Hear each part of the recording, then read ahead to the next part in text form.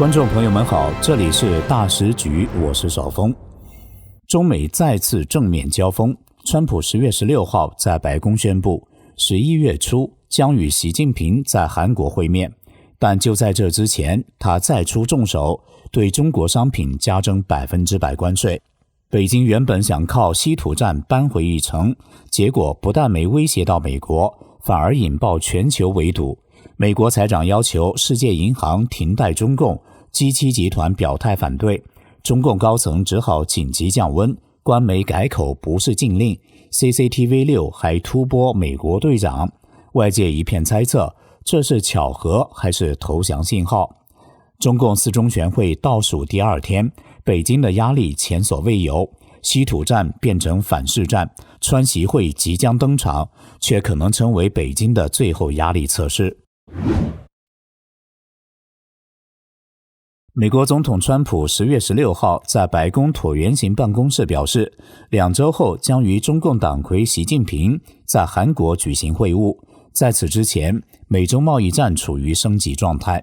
10月10号，中共收紧了稀土出口管制，川普随即宣布，将从11月1号开始对中国大陆商品加征100%关税。川普在接受福克斯商业台访问时说，课征高关税难以为继，但这就是数字的奥妙。这种做法可能无法维持下去，但他们强迫我这么做。川普有信心与中国建立良好关系，但我们也必须敲定公平协议，一定要公平。美国财长贝森特10月17号与中共副总理何立峰通电话，讨论中美正在进行的贸易谈判。这些迹象显示，美中贸易谈判还在继续，中共也不想关闭谈判的大门。龙州经讯中国副研究总监克里斯托弗·拜道尔指出，中国出口部门能承受约 50% 的美国关税冲击，若关税突破 100%， 北京才会真正感受到压力。他认为，双方都不愿让谈判完全破局。根据最新数据，中国出口成长创下6个月新高，部分抵消美国关税冲击。川普警告，若谈判破裂，将阻止中共取得飞机零件与关键软体。双方官员预定数周后在德国法兰克福会面，商讨延长原定11月初届满的90天暂停期，为下一步让步铺路。不过，在中国境内，中共总要营造压过美方一头的宣传效果，因此稀土战升级以来，中共官媒一直在煽动反美情绪。纽约时报10月17号报道，最近几天，中共官方媒体一直在发布一段旧视频，视频中，毛泽东在一排麦克风后高呼，他们要打多久就打多久。这是毛泽东在1953年对美国发出的最著名战斗口号。当时中共在朝鲜战争中与美国交战，中共营造的正是全民反美情绪，把美国当成头号敌人。如今随着中共升级稀土限制，挑起针对全球的经济大战，中共再次将当前局势描绘成一场关乎存亡的较量。这段时间里，中共的宣传机器试图用宣传坚韧和爱国的信息来团结民众，但中共官媒和官员们没有使用更激烈的言辞，这似乎是中共领导层不想把自己逼入墙角，留有余地的与美国周旋。美国财长贝森特10月15号公开批评中共贸易谈判代表李成钢，指他今年8月曾不请自来跑到华盛顿，态度非常无礼，自以为是战狼，发表极具煽动的言论，失去理智。面对中国经济通缩、房地产市场低迷、青年失业率居高不下，以及美国和其他国家实施的贸易限制，中共感到升级稀土管制措施的后果非常严重，这等于跟全世界作对。一旦全世界同心协力联手围剿，中共就没有还手之力。就在中美经贸关系剑拔弩张之际，中共央视6台在10月15号晚间突然播放美国好莱坞大片《美国队长》，此举让中国网友炸锅，有网友好奇发问，中美是不是谈成什么了？ CCTV6 是中共央视的电影频道，其排片经常结合当下时事，被认为是中共官方的风向标。例如2019年中美贸易战爆发，两国关系恶化，该频道连续播放了《上甘岭》《英雄儿女》等多部中共参与朝鲜战争题材的电影，呼应当前的反美政治气氛。随后美中两国元首通电话，贸易战降温，该频道突然抽调原定节目单上的节目，改播中美军人合作抗日的爱情电影《黄河绝恋》，被认为用来扭转营造友美的氛围。中共最新发动的稀土战，连中共自己也胆胆突突，官方媒体把它描述为迄今为止最大胆的举措。北京地方媒体《北京日报》10月14号发表评论员曹鑫的文章称，在困难的局势面前，国人愈发清醒地认识到，打得一拳开，免得百拳来，似乎是为中共辩护。其他媒体的评论员则将北京的最新举措描述为必要之举，是对美国报复的一种方式。不过，中共的强硬语气和毛泽东视频的背后隐藏着的意图是，中共不想自断与美国谈判的后路。上海的国际关系学者沈丁力说，这是宣传，可能他心里想的不是要一直打下去。在多年来宣传指责美国试图压制中共之后，管理公众情绪可能要掌握一种困难的平衡。亚洲协会政策研究所专注于中国经济的研究员李琦认为，中共虽然想通过爱国主义情绪宣传转移人们的视线，民众在经济萧条中饱尝艰辛，已经非常不满。然而这样做有着明显的风险，每一轮国内民族主义情绪的高涨都会进一步缩小回旋余地，使得任何妥协在国内更难获得政治支持。所以中共官员试图淡化他们对稀土的新措施，强调这些管制不是出口禁令，而是一种许可证制度。中共商务部称，中美两国之间仍有广阔的合作空间。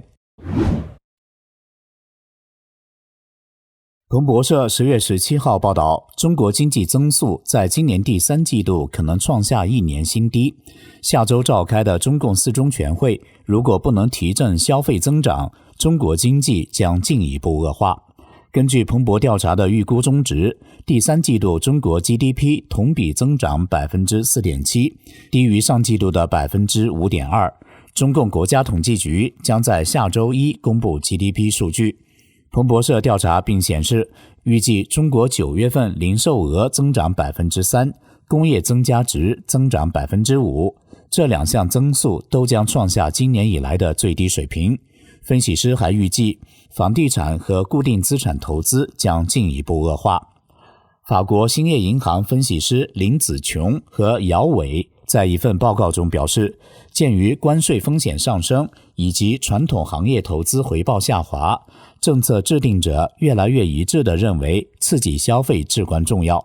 根据世界银行的数据，目前中国居民消费占 GDP 的比重约为 40%， 低于全球平均水平的 56%， 更远低于高收入国家近 60% 的水平。国际货币基金组织警告称，中国的前景依然疲软，并表示房地产投资持续萎缩，而经济正徘徊在债务通缩周期的边缘。债务通缩螺旋是导致经济大萧条的原因。国际货币基金组织称，中国经济在这个边缘上徘徊是一种委婉而客气的说法，真实场景是中国经济已经在大萧条的泥淖中了。这还不是最惨的。美国财长贝森特10月17号向 IMF 以及世界银行提交的声明指出，世界银行应停止对中共低息贷款和其他支持，将资源转向更需要帮助的国家。贝森特要求世界银行将各国的自力更生置于优先地位，落实毕业政策，即终止对达到一定发展水平国家的支持，停止对中共的援助。贝森特强调，关键矿产供应链的韧性是美国的优先事项。他希望世界银行通过投资与技术支持，实现关键矿产供应链多元化，降低其受干扰的脆弱性。中共自诩为经济规模世界第二，却长期接受世界银行的低息贷款。据世银2024年7月的数据，截止到2024年6月30号，世界银行对华贷款承诺总额累计超过689亿美元，支持项目449个，国际金融公司对华投资181亿美元，投资项目500多个。今年4月24号，贝森特在国际金融协会发表讲话说， IMF 仍把中国看成发展中国家是十分荒谬的。贝森特明确表示，美国优先并不意味着美国独行，恰恰相反，这是对贸易伙伴间更深入合作与相互尊重的呼吁。美国优先是寻求扩大美国在国际货币基金组织和世界银行等国际机构中的领导角色，通过承担更强大的领导角色，美国优先旨在恢复国际经济体系的公平性，是美国正采取的行动，目的是重新平衡全球贸易。贝森特强调，中国尤其需要重新平衡。近期数据显示，中国经济进一步偏离消费，转向制造业。中国当前的经济模式建立在通过出口解决经济困境的基础上，这是一个不可持续的模式，不仅损害中国，也影响整个世界。中共一方面以发展中国家自居，一方面又向世界输出过剩产能，引发世界经济失衡，而今更发动稀土战，妄图绑架世界各国听任中共的操控。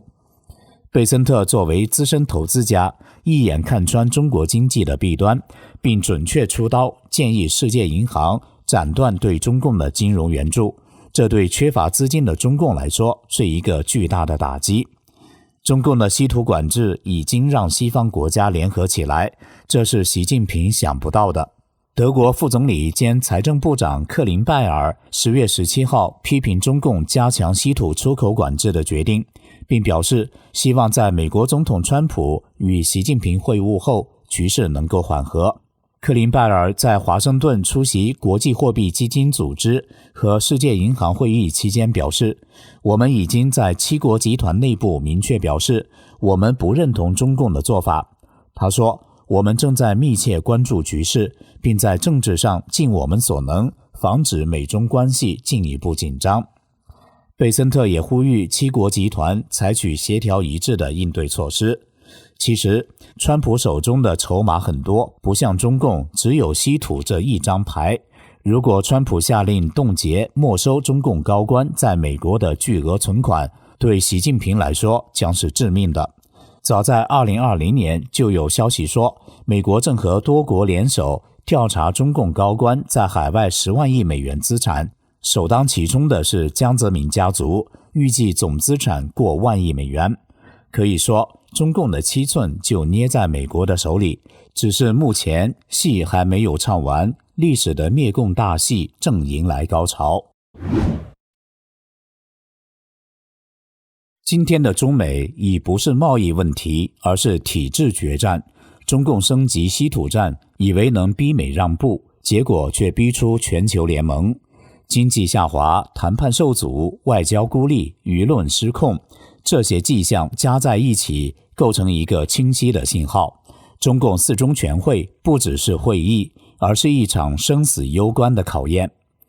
这里是大时局，感谢您的陪伴与思考，请订阅、分享并打开小铃铛，一起在动荡中坚守真相，在黑暗中点燃希望。